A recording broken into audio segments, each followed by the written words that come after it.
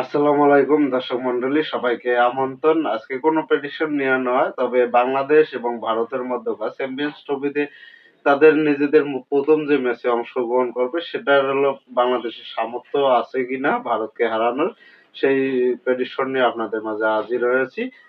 যদিও নাজমুল হাসান শান্ত হলো তাকে যে লক্ষ্যের কথা বলে গেছেন বাংলাদেশি ভক্ত সমর্থক এবং মিডিয়াতে, তাতে অনেকে হলো অনেক আলোচনা এবং সমালোচনার জন্ম দিয়েছে। এটা দেওয়ারই কথা, স্বাভাবিক। কারণ বাংলাদেশ ২০২৪ সালে যে সব ওডিআই ম্যাচ খেলেছে সেখানে হলো প্রত্যাশা অনুযায়ী ভালো পারফরমেন্স নাই, এবং হলো লাস্ট যে ওয়েস্ট ইন্ডিজ সিরিজ খেলেছে এবং ৩টি ওডিআই খেলেছে এবং ৩টিতে তারা হলো হোয়াইট ওয়াশ হয়েছে, এবং হলো তার আগে যে আফগানিস্তানের সঙ্গে ওডিআই সিরিজ খেলেছে সেখানে হলো ২-১ ব্যবধানে হলো সিরিজ হেরেছে। যার কারণে হলো ২০২৪ সালে বাংলাদেশের ওডিআই ম্যাচের রেজাল্ট খুব বেশি একটা ভালো না। যার কারণে এই সমালোচনার মুখে পড়তে হচ্ছে নাজমুল হাসান শান্তদের।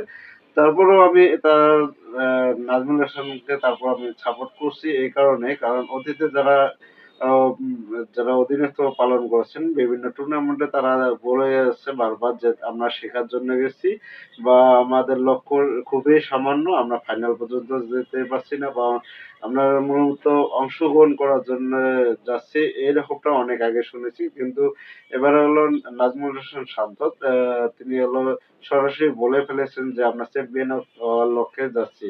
আসলে কি বাংলাদেশ এই চ্যাম্পিয়ন ট্রফিতে তারা হলো চ্যাম্পিয়ন হতে পারবে কিনা?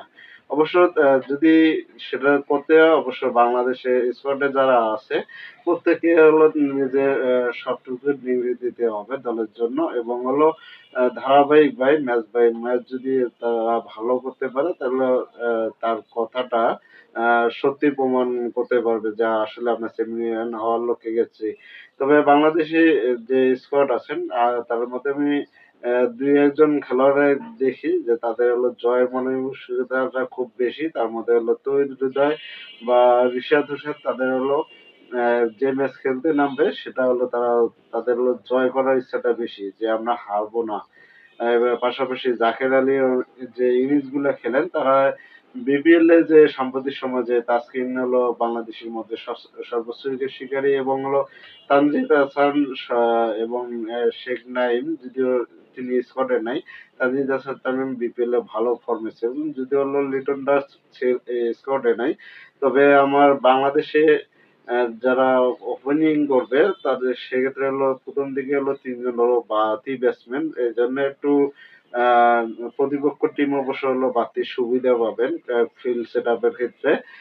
সেক্ষেত্রে হলো যদি হলো বাঁহাতির সাথে ডানহাতি একজন লিটন দাস, সে যদি অবশ্যই, যেহেতু লাস্ট বিপিএল এর শেষের দিকে হলো তিনি ফর্মে ফিরেছিলেন, তাকে সুযোগ দিলে হয়তো লেফট আর রাইট কম্বিনেশনটা ভালো হতো।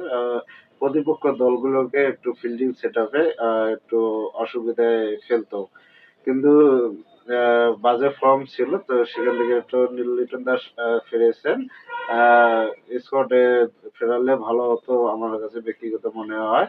তারপরে যদি তানজিদ হাসান তামিম আর সৌম্য যে ফর্মে আছে, তারা যদি তাদের সেরাটা যদি দিতে পারে দলকে, তাহলে হয়তো বা চ্যাম্পিয়ন্স ট্রফিতে অন্যবারের চাইতে এবারে ভালো কিছু করবে বাংলাদেশের চ্যাম্পিয়ন ট্রফিতে। যেখানে হলো ২ গ্রুপে অবস্থান করছে। বাংলাদেশের গ্রুপে আছে হলো ভারত, পাকিস্তান, নিউজিল্যান্ড এবং হলো